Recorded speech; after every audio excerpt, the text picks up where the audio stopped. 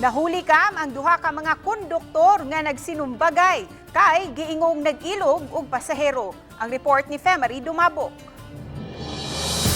Ano na kapag kayo diri ah?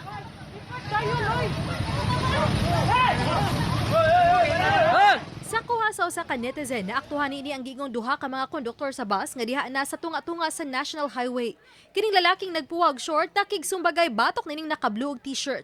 Makita pa nga gibitad ang tiil nining nakablu hangtod nga gihap-an sa nakapula og short.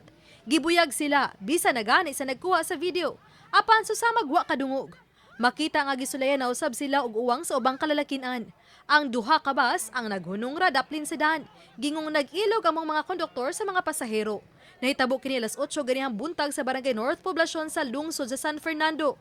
Apan ang maong panghitabo matod sa hepe sa San Fernando Police Station, wa kini ma-report sa ilang buhatan.